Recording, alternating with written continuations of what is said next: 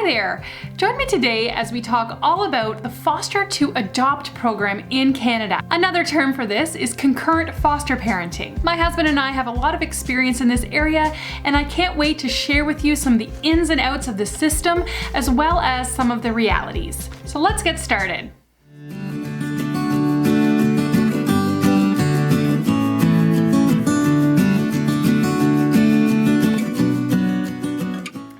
Hey there friends, I'm Jen. If you're new here, welcome to the channel. I'm so glad you have found this video. This YouTube channel focuses a lot on my life here in Canada, especially on how to take your least and make the most out of it. Sometimes this has to do with money, but sometimes this has to do with other things. In our case, foster parenting and adoption has played a big role in our lives. It is how we have tried to kind of give what we can back to society. But we've learned a lot of tough lessons along the road. And while today's topic is all about fostering to adopt and concurrent foster parenting in Canada, I have lots of other videos all about fostering and adoption that I'll link for you if you wanted to watch more. Okay, so let's get into this. First of all, what is the Foster to Adopt program? Basically, a foster to adopt, or some children's aid societies call it concurrent foster parenting, is when a child or a baby is placed in your home and you agree as a foster parent that if it comes to it, if this child cannot return to their biological family, if no kin can be found, if there's not another match for this child, you would step forward and adopt this child so that this child does not have more disruption in their life than they need to, so that they're not hopping from foster parent to foster parent and eventually to an adoptive parent. They just get the consistency of staying with you. In the early 2000s, when the concurrent foster parenting program first started for a lot of agencies, especially here in Ontario, what they would do is they would only place a child in a concurrent foster home if the odds were pretty good that that child would need to be adopted by this foster parent. So they might see that, okay, this biological parent has had to give up several children in the past for adoption, it's likely going to happen again, and they know that there's not really any kin in the picture, so then they would place that child in a concurrent foster home. All other children just went into a regular foster home. But many agencies just in the past kind of 5 to 10 years have totally changed their system, and they have decided that they are going to place any child under a certain age, a lot of them it's age 5 or 6 and under, they place any child of that age automatically in a concurrent foster home. My local agency in my area does this. I know a lot of other agencies in Southern Ontario who do this. Why did they start doing this, you might ask? Well, it all comes down to the well-being of the child. So they saw that there were still a lot of children that were in regular foster homes that ended up having to be adopted out. So they basically wanted to take 100% of the risk off the child and place every child in a concurrent foster home. As you can imagine, however, this created a good deal of risk for the concurrent foster parent. And I'll get into that a little bit more later. Okay, let's talk about you as the foster parent, or if you're thinking about becoming a foster parent. How do you become a foster to adopt foster parent or a concurrent foster parent? So you do take the exact same training, except for a concurrent foster parent, you often have to take a little bit of an extra training course and do some extra interviewing. And you probably have to fulfill the obligations to the agency that people who train as adoptive parents would have to take, which means sometimes the police check is a little more thorough. They may have to have some extra references, that type of thing. And then you as the foster parent are going to choose which track you're in. You're going to say, I'm a regular foster parent, or I'm a concurrent foster to adopt foster parent. You choose one or the other. A lot of people choose to become a concurrent foster parent because they ultimately want to adopt. That is their goal, and because a lot of the children in children's aid societies aren't just straight up available for adoption, sometimes concurrent is the only way you can adopt. So let's talk about timeline. When an infant, a child, is placed in your home as a foster to adopt placement, how long does it typically take, if everything goes according to plan, for you to be able to adopt that child? Well, it's longer than you think, okay? It's longer than you think. It's not a matter of months, it's a matter of years. I hate to say that to those who are watching or hopeful adoptive parenting, but it's a long process. The reason it's such a long process is because there is a lot of Canadian law and precedent at play here. So for most provinces, Ontario included, which is where I am from, Children's Aid Societies have 1 year to make a plan for that child, whether that child is returned to a birth parent, to a kin or family member or a friend or somebody else in the community, or to pursue that child to be adopted. They have 12 months to make that decision. At the 12-month mark, what is supposed to happen is that if that child has not had a permanent plan made for them, they cannot return to their birth parent, then Children's Aid will pursue what's called a crown wardship. That child cannot be adopted by you as the foster parent until they are officially made a crown ward. At the 12-month mark, I say pursue crown wardship because that's when they start the paperwork, basically, the Children's Aid Society, and they apply to the courts and they make a case for this child.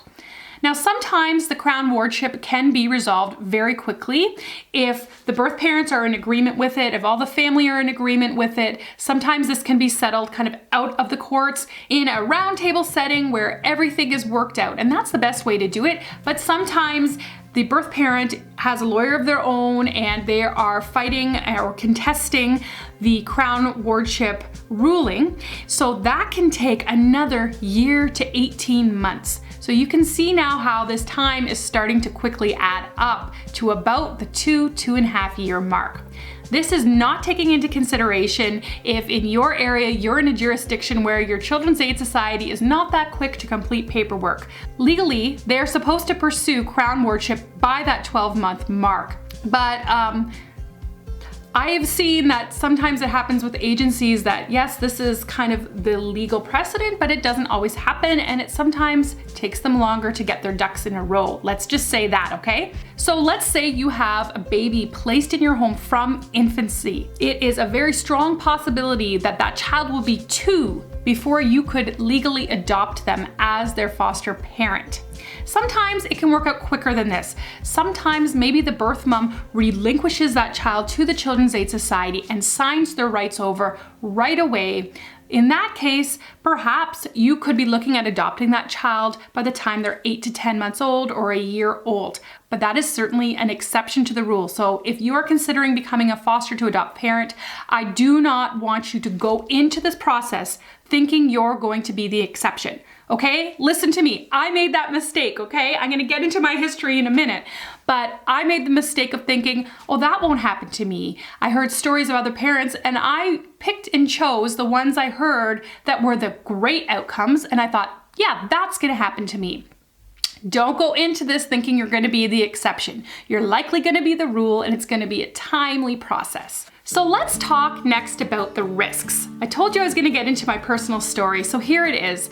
My husband and I, we are parents of 6 wonderful children, 4 of whom are adopted, 2 are biological. Our adopted children, we adopted through straight up adoption. 1 was a kinship adoption, we have lots of contact with birth mom in that situation, and 1 was an adoption, was a straight up adoption of a sibling group that were crown wards already, and they were in a foster home waiting for an adoptive home. They were not in a concurrent foster home because they were an older sibling group. Now, that's my story now, but that is not the whole story. So about 11 years ago, my husband and I started the process. We did want to adopt. I had a lot of trouble with my pregnancies and deliveries. We wanted to adopt, and we had several friends who had done the foster to adopt program in our area. They had gotten placements right away. Their adoptions happened fast. So we thought, yes, look how many children are in need of an adoptive home. This is what we're going to do.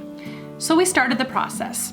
And it was about that time where our local CAS flipped over from just placing children in a concurrent foster home who were likely to need to be adopted to suddenly placing every child under a certain age in a concurrent foster home. And I will try to keep my emotions in check, but to tell you the truth, we had 10 different placements. 10 placements of foster babies in our home and toddlers, and none of them ended in adoption.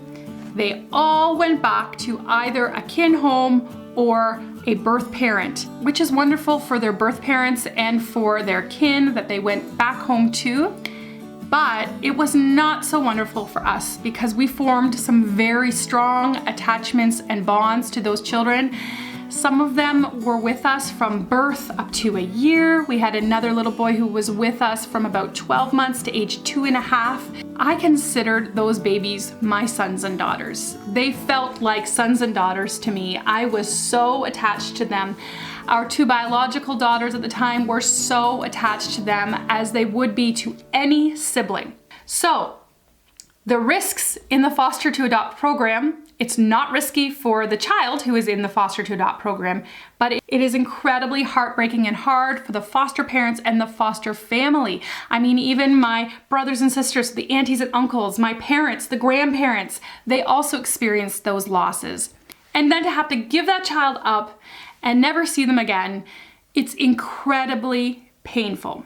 So as I mentioned, we had 10 children, 10 placements that did not work out.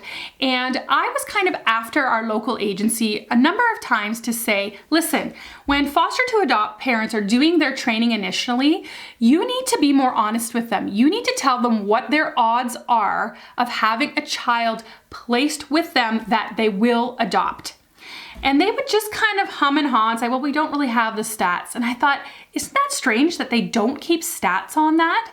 Because when I went into the foster to adopt program, it seemed like it was about, 75%. The way they made it seem was probably about 3/4 of people, the child ends up staying in the home and they are adopting because they told so many stories and had so many anecdotal things. They had so many people come in and give their story of adopting. But they didn't have people come in and tell the stories of when it didn't work out. And I've done some research. And in our area, the number of children who are put in a concurrent foster home who end up being adopted by that family is much closer to about 1%, about 1 in 100. That is a stat that should be told. And I think that's a stat if you are in a county that does it like our county, where every child age 6 and under is put in concurrent home, that's more likely to be your stat. About 1 in 100 are the odds of you adopting that child. So you need to decide, if you want to be an adoptive parent, you need to decide, is this a risk I want to take? Is this something I want to put my family through? Or should I consider other things? Should I consider other forms of adoption, straight up adoption of an older child perhaps? Should I consider fertility treatments? Should I consider embryo adoption? There's so many other things you could consider.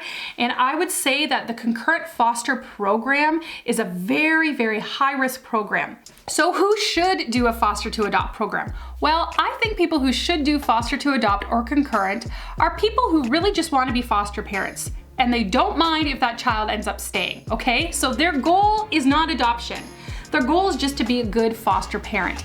That's who I think really should be in this program. Now, rewards. I've talked about the risks. What are the rewards of this program? Well, there are huge rewards for the child that is in your home, obviously, because they're not hopping from home to home. And attachment is such a huge piece. So you're putting your heart on the line and taking all the risk. But if you always have in the back of your mind, I could adopt this child, you're probably going to attach to that child in a much greater degree than if you were just straight up fostering and you always have in the back of your mind, this child's gonna leave, this child's gonna leave, this child's gonna leave. You're probably gonna hold them at arm's length a little bit. So the rewards of a foster to adopt program mean that that child is likely going to learn to attach and have healthy attachments while they are young, which is going to serve them the whole rest of their life. If you know anything about early attachment, trauma, that type of thing, you know this is the truth. I had our concurrent foster worker tell us one time when we were so devastated saying goodbye to one of our foster boys, he said, you know what? Always keep in mind, Jen, that you saved this child's life. By you doing this, you saved their life, because you taught them to attach. And that's always stuck with me, that as sad as I am and how much I miss them, I know that I did something good for their life. Okay, a last question you might have is compensation. Do foster to adopt or concurrent foster parents get compensated in the same way that foster parents do? The answer is yes, absolutely 100%. I have a video all about foster parent compensation if you wanted to watch that and kind of learn what you get compensated for as a foster parent in exchange for all your time and the very hard job that you're doing. And in fact, even when this child once they become a Crown ward, which I talked about earlier, once they become a Crown ward, you still continue as that foster parent to get compensated until they are placed with you on official adoption probation. And even beyond that, you can receive funds for our government once they've been adopted. I have another video about that I'll link that's all about subsidies our government gives for adoption in Ontario as well as all of Canada.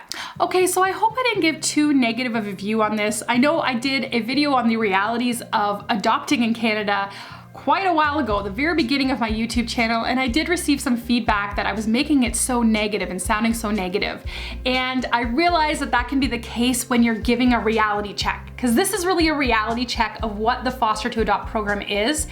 And I would rather come across as a bit negative and a bit more realistic and save somebody the heartache of what I went through because I didn't realize what the program was actually like. I'd rather somebody watch this video now and be able to make an informed decision with their eyes wide open than to sugarcoat it and then they're devastated by loss. So I want you, if you want to become a foster to adopt parent or a concurrent foster parent, I want you to know the realities, the risks, and the rewards. Do I think this program in Canada should change? Yes, I do. I will be completely honest with you. I think it would actually be better to roll back and do it how it was done, where you had adoptive homes and you had foster homes. And foster parents saw their role as a foster parent, and adoptive parents saw it as their role to be a permanent adoptive parent. Maybe that sounds a little backwards to you. Why would I want to go backwards when they think that this new system works better and it's less risky for the child? I'll tell you why. I know that CAS thinks this system is less risky for the child, but I don't, because I have seen that children's aid societies take their sweet time getting a permanent plan for this child if they know they're in a concurrent foster home. They think, it's not in a rush. That parent would adopt them anyway if it came to that. So they don't move quickly in getting a plan for that child. I would rather our government change its system and move much faster in the courts, move much faster with CAS, give birth parents a chance, give kin a chance. I had children in my home that they did not contact kin to see if those kin could be a suitable match for 8 months. That child was in my home for 8 months before kin knew they even existed. That's not okay. If that child was in a regular foster home, they'd have to move much faster. Maybe you'd say you've got 2 weeks to find kin for that child. They're not forming an attachment and a bond with their foster parent and then ripped away from them 8 months later because, oh, we found out there's a grandma in this situation. That should not be. This needs to change, and it needs to change now. Our system for CAS is so inefficient. There is a lot of red tape involved, and I really think it's doing a lot of damage. And I do think that the mental health of foster to adopt families is not taken into consideration at all, and it really, really should be. Leave me a comment below. Are you a foster to adopt parent? Are you interested in becoming a foster to adopt parent and you'd like to know more about it? Please drop me a comment below. I'd love to start a conversation with you. And I'd also love for any of you watching, you come to this video with your own hurts, your own trials, your own emotional things you're going through. I want you to be encouraged today. The very fact that you're watching this video means you care about kids, means you have a heart of gold, means you have a bleeding heart for others. And I want to encourage you that you are an amazing person and to keep going on this track. Figure out what way you're gonna go and just keep going. Because in the end, you're gonna change the life of a child. You're gonna change it for the good. You're gonna change it forever. So be encouraged as you keep going on this journey. I'm rooting for you. I can't wait to talk to you in the next video, okay? The next video, I'm gonna talk all about the realities of foster parenting, not foster to adopt, but just straight up foster parenting. If this kind of piques your interest, please make sure that you subscribe to the channel, hit that red subscribe button. Please like this video if this information is useful to you on your journey. I can't wait to see you all in the next video. For the least, this is Jen.